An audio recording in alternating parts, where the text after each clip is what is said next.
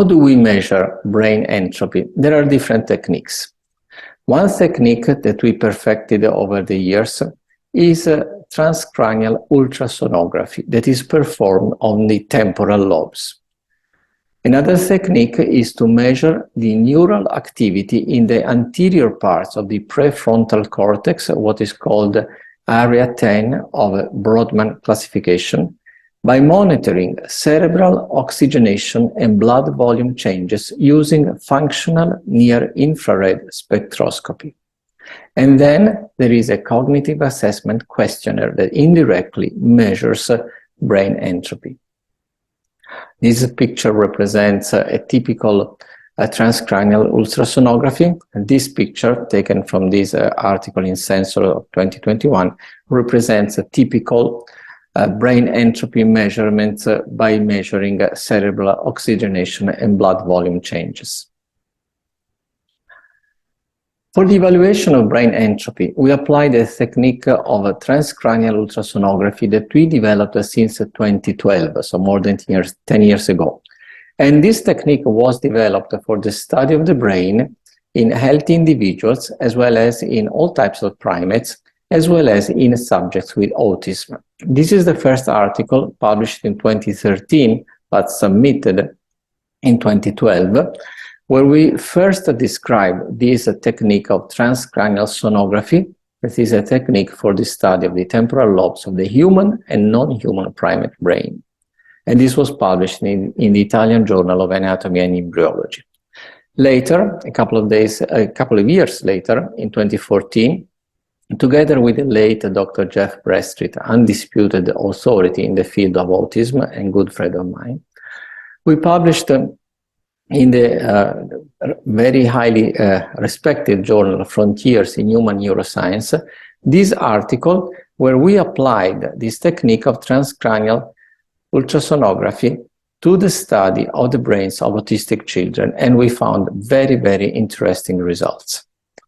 Now, this is a typical image coming from transcranial ultrasonography of the temporal lobes, and we can study the meninges, but we can study the brain cortex with a degree of definition that is comparable to histologic analysis, where we can actually study the neuronal layers. For example, this is the neuronal layer number 5 that is constituted by deep pyramidal cells, and this is the neuronal layer number 6, polymorphic cells. So we can study the brain cortex with a high degree of definition.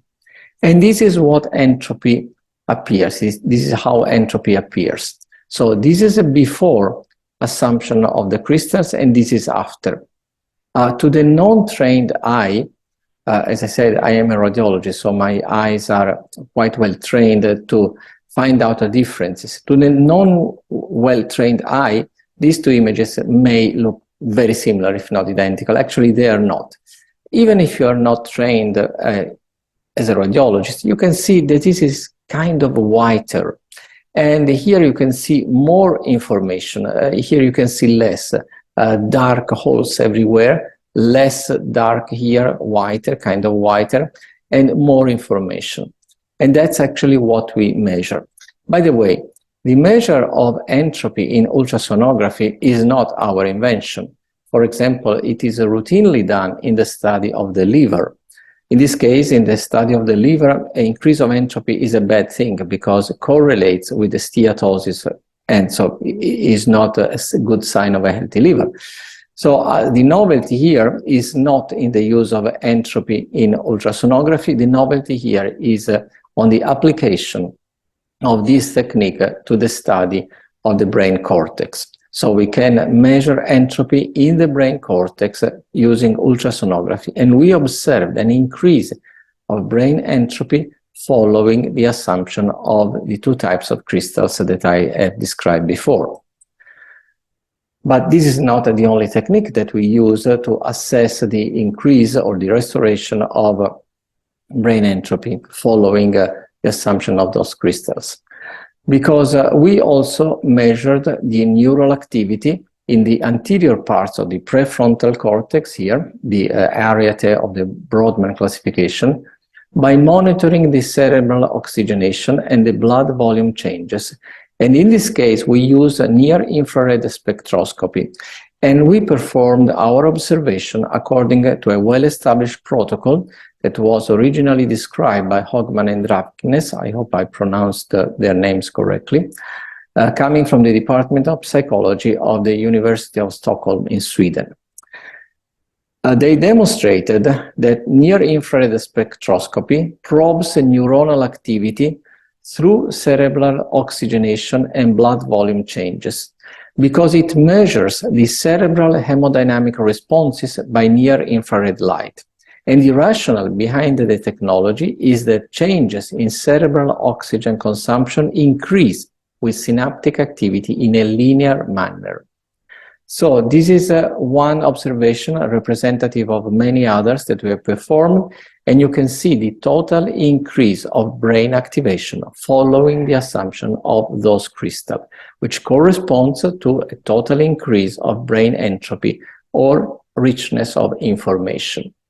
In this particular case, the increase was over 300% of neural activity in comparison with control.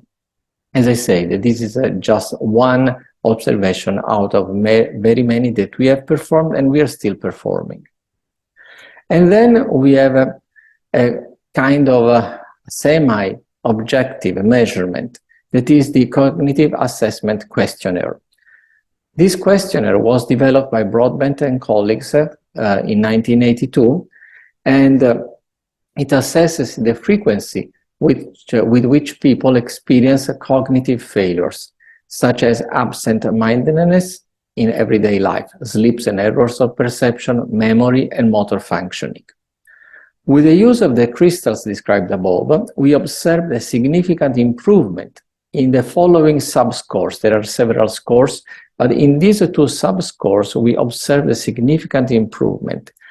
What is called a forgetfulness, and it is studied by those items, that is a tendency to let go from one's mind something known or planned, for example, names, intentions, appointments, and words. And we observe significant improvement in these functions. And what is called distractibility, that is measured by those items, 8, 9, 10, and so on. And this is described as mainly in social situations or interactions with other people, such as being absent-minded or easily disturbed in one's focused attention.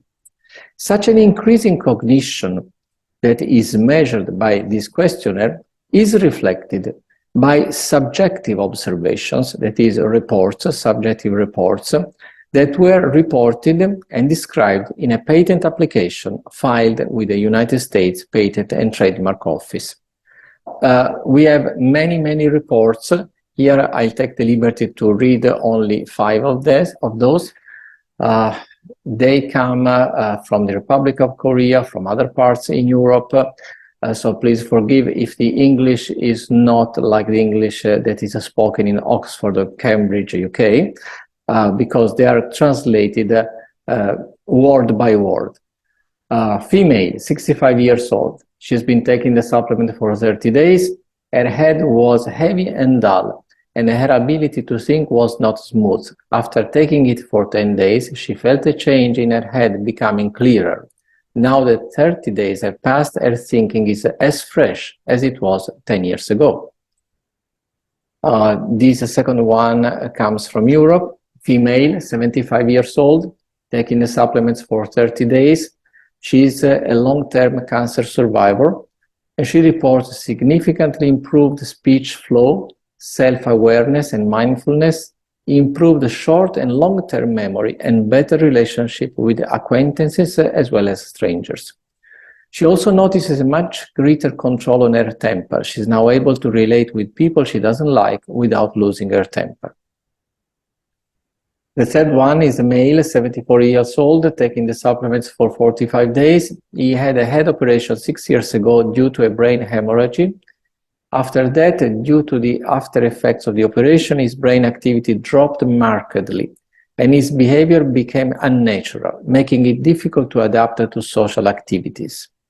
On the 7th day of taking it, the efficacy is quite rapid in many cases. It was enough to detect positive changes in brain activity. After 30 days of taking it, brain activity was activated and he was able to engage in social activities like before the surgery. He was determined to continue taking it for the rest of his life. And you can understand this because when you see such dramatic changes, then you want to keep those positive changes for as long as possible. The other one is a male, 72 years old, taking the supplements for 45 days. He had the colon cancer surgery 2 or 3 years ago. Now his physical strength is or was extremely low. He could not come home alone. He had to go out, he couldn't go out without his family's help. After 18 days of taking the supplement, there was a change in physical strength recovery. After 20 days, communication improved to the extent the communication was now possible. After 40 days of taking it, the shopping mission, that is going to buy apples, for example, at the local supermarket was a success, which was actually a big success for this man.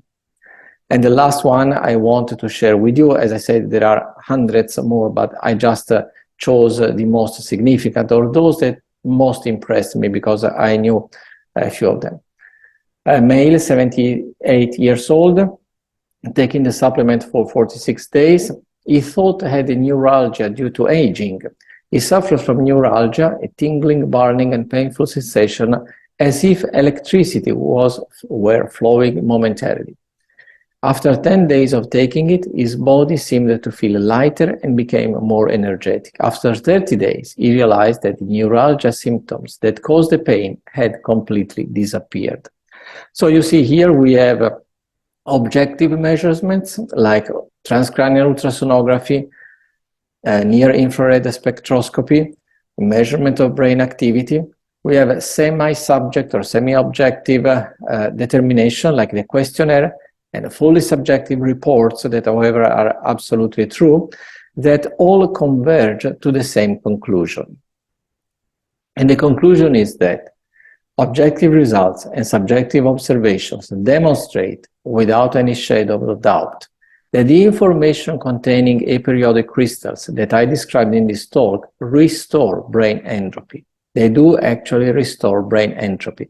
And here I could talk for hours to explain the mechanism of action that also involves some hints of quantum molecular biology, but could be too long. The end result is that they improve brain neural activity, they counteract cognitive decline. And because of this, these crystals, this approach, they do represent a novel approach to the prevention and treatment of dementia, Alzheimer's disease, and cognitive decline, and possibly other neurological or neurodevelopmental disorders. I thank you so much for your attention. It has been a great opportunity to share the results of this very exciting research. Thank you so much.